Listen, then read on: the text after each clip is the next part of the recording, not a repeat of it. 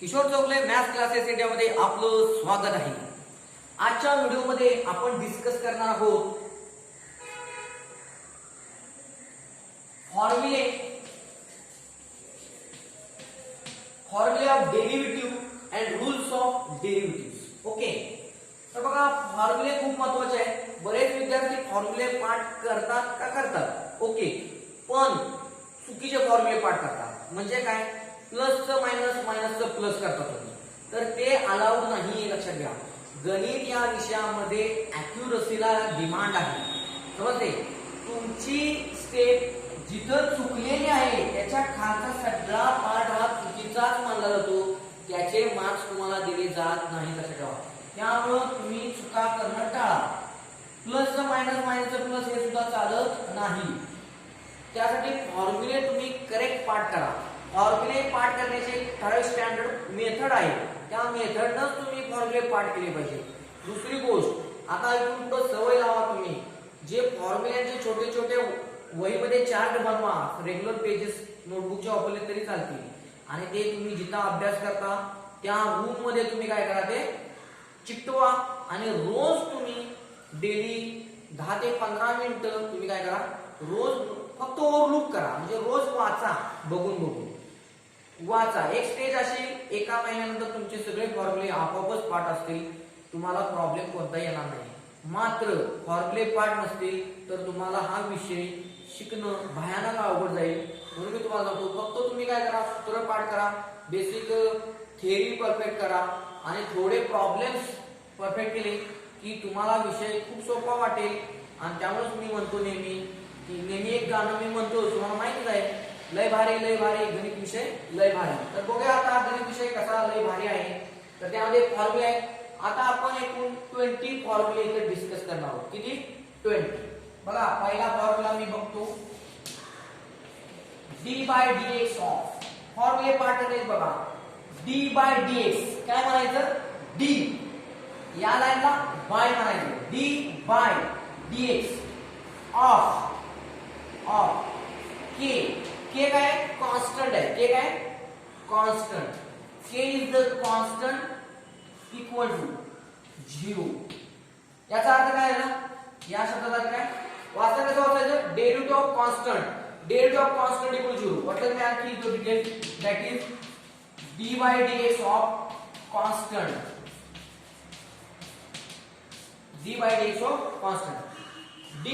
Of constant equal to 0। लक्षात ठेवा, नेहमी लक्षात ठेवा, कॉन्स्टंटचा डेरिव्हेटिव्ह येत असतो नेहमी 0 असतो।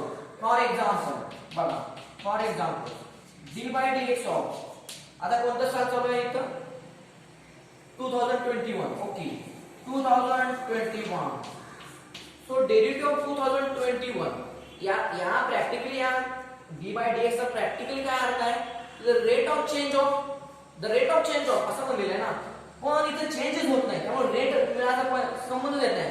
कारण 2021 साल आहे, 2021 हे इयर जे आहे ते आपण असं म्हणू शकत नाही ना, 2021 चा डेरिव्हेटिव्ह 2042 म्हणू शकत नाही ना आपण। लक्षात येते तुम्हाला, 2021 मध्ये कोणताही चेंज होणार नाही, कोणताही। झिरो म्हणजे काय, no rate of change. This f of x has a no rate of change, म्हणजेच काय, झिरो, म्हणजेच काय, झिरो रेट, म्हणजेच काय, झिरो रेट म्हणजे चेंज होतच नाही, याच्यात कोणताही चेंज होणार नाही, म्हणजे याच्यात काहीही चेंज होणार नाही, म्हणजे याच्यात झिरो चेंज होणार। किती चेंज होणार, झिरो चेंज। मग बघा हा झिरो उत्तर आलं, derivative of constant equal to 0। समजलं तुम्हाला? मग वाचन कसं लिहिता, कसं लिहायचंय, d/dx लिहायचंय 2021 कंसात इक्वल टू 0। पण वाचताना कसं वाचायचं लक्षात घ्या, वाचताना कसं वाचायचं, derivative of 2021 equal to 0, derivative of constant k equal to 0। So this k equal to constant, okay. तर समजलं तुम्हाला?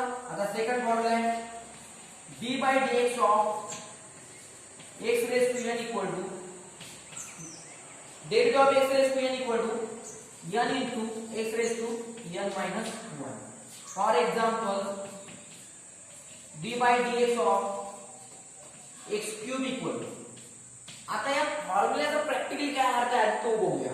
Derivative of x raised to n equal काय, n into x raised to n minus 1 म्हणजे काय, तर ही जी power n आहे ती power तुम्ही काय करायची आहे पुढे घ्यायची आहे का, इथं आहे का पुढे आलेली आहे बघा, ही पॉवर पुढे घ्यायची आहे आणि पॉवर कितीने कमी केले -1, किती -1, म्हणजे हा n कितीने कमी करा तुम्ही 1 न कमी करा, 1 न कमी करा म्हणजेच n into x raised to n minus. बघा मग इथं एक्झाम्पल बघा, derivative of x cube d by dx of x cube काय होईल, पॉवर किती आहे पॉवर 3, ती पॉवर काय होणार पुढे येणार, पुढे लिहूया 3 पुढे लिहिलं, पुन्हा x आहे का x raise to n minus 1 म्हणजे n किती आहे 3 minus 1 म्हणजे काय होईल तर 3 minus 1 2 म्हणजे एकदम कमी पॉवर, एक ना 3 पॉवर होती, एक ना कमी झाली किती आहे 2 आला म्हणजे 3x².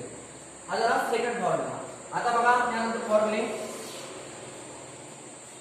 Third formula d by dx of 1 upon x raised to n. काय फॉर्म्युला आहे d by dx of म्हणजे derivative of 1 upon x raised to n.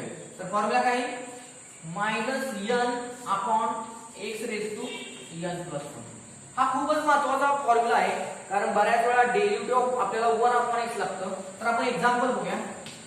Example d by dx of 1 upon x, d by dx of 1 upon x equal to काय होईल बघा किती आहे, आता n equal to किती आहे 1, n इक्वल टू किती आहे इथं n इक्वल टू 1 आहे. ओके, तर मग इथं n इक्वल टू आपण इथं n इक्वल टू 1, इथं n इक्वल टू 1 मी लिहितो, मग काय होईल -1 upon x raise to 1 plus 1 म्हणजे काय होईल -1 upon x², -1 upon x². Okay, आता त्यानंतर कोणता फॉर्म्युला बघा, आता fourth formula d by dx of e raised to x, d by dx of e raised to x खूप फेमस फंक्शन आहे हे. e raised to x is a rocket function. याचा जो ग्राफ आहे तो असा वर मूव्ह होतो, तर याचा डेरिव्हेटिव्ह कधीही चेंज होत नाही, म्हणजे e raised to x चा डेरिव्हेटिव्ह काय असतो e raised to x, e raised to x चा derivative e raised to x. Okay, fifth बघूया formula d by dx of a raised to x. a is any number raised to x, so a raised to x into log a raised to x into log a. आता इथं log a त्यामुळे a काय असणार आहे तुमचा greater than 0, a is greater than 0, त्यामुळे derivative of काय formula काय आहे, derivative of a raised to x equal काय a raised to x into log a. Okay, and therefore example बघा d by dx of suppose 2 raised to x, तुम्हाला काय पाहिजे 2 raised to x पाहिजे, तर कसा वापरणार फॉर्म्युला बघा, इथं फॉर्म्युला कसा लिहिलाय बघा पुन्हा d by dx of a raised to x. तर हा a raised to x हा असा घ्यायचा, log a घ्यायचा, हा जो a आहे त्याच्या log ने इथं मल्टिप्लाय करायचं, फक्त असंच ठेवा लक्षात.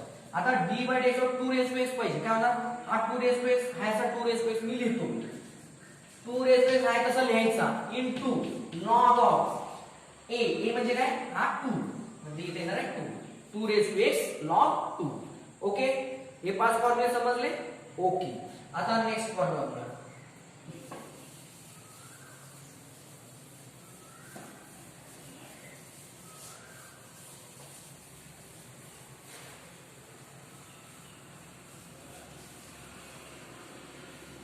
बघा आता next sixth formula d by dx of log x, d by dx of log x. Okay, आता log x बघा इथं काय करू बघा, log x equal to standard formula आहे derivative log x equal to 1 upon x. तर इथं base आहे का काय नाही, तर ज्यावेळी बेस इथं नसतो त्यावेळी किती बेस असतो मी सांगितलेलं आहे e, करेक्ट, किती असतो e, इथं e बेस आहे. ओके, आता मी थोडासा आणखी एक फॉर्म्युला तयार करतो, d by dx of log x to the base मी a घेतो, e घेत नाही तर काय घेतो a घेतो, तर काय होईल बघायचे, तर by change of base rule काय होईल log x upon log a काय होईल बघा, इथे मी लिहितो log x upon log a. Okay, by change of base rule होईल. पण पण log a is constant, a is constant, log a constant, त्यामुळे हा डेरिव्हेटिव्ह मध्ये भाग येणार आहे. log x चा डेरिव्हेटिव्ह किती होणार? log x चा डेरिव्हेटिव्ह होणार 1 upon x. log x चा डेरिव्हेटिव्ह किती आहे? 1 upon x. म्हणजे इथे काय येणार? 1 upon x. 1 upon x. म्हणजे derivative of log x to the base a equal to 1 upon x log a. Okay, तर अशा पद्धतीने काय आहे ही फॉर्म्युला आहे. ओके, आता यानंतर बघूया. आता नेक्स्ट फॉर्म्युला बघा. e raised to x झाला बघा, कॉन्स्टंट झाला, x raised to n झाला, 1 upon x raised to n, e raised to x, a raised to x, 2 raised to x. Okay, log x to the base a. आता बघूया 8 number formula आहे तो म्हणजे d by dx of sin x. d by dx of sin x. तर काय d by dx of sin x? डेट of sin x is cos x. 9 d by dx of cos x काय होईल? डेट of cos x minus sin x. 10 d by dx of tan x, d by dx of tan x काय होईल? sec square x. बघा आता इथं लक्ष द्या, काळजी करू. डेरिव्हेटिव्ह ऑफ sin x किती आहे? इथं cos x आहे आणि डेरिव्हेटिव्ह ऑफ cos x काय आहे मात्र मायनस sin x. हे तुम्ही विसरू नका. तुम्ही काय करता? हे मायनस साइन इथं आणि इथं असं करता. तर तसं करायचं नाही. Derivative of cos x equal काय? Minus sin x. Derivative of tan x sec square. Derivative of cot x बघा आता इथे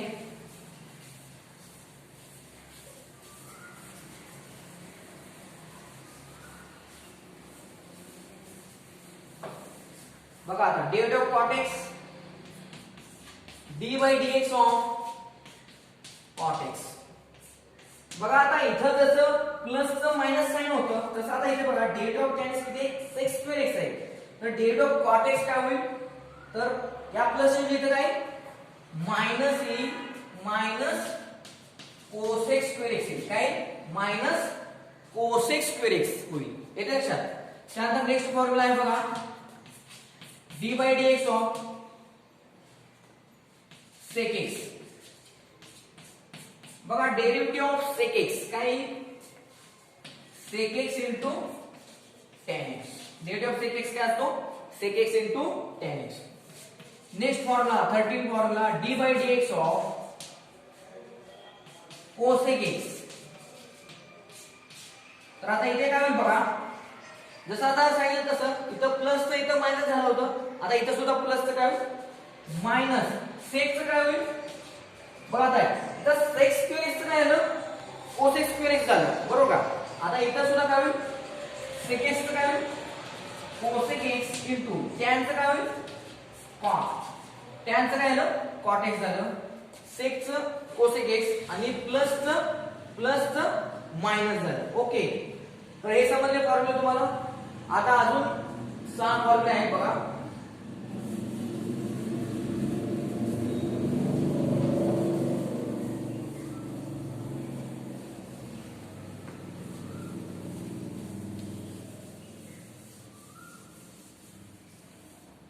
बघा आता याच्यामध्ये काय होईल बघा, नेक्स्ट फॉर्म्युला आहे बघा. नेक्स्ट फॉर्म्युला काय?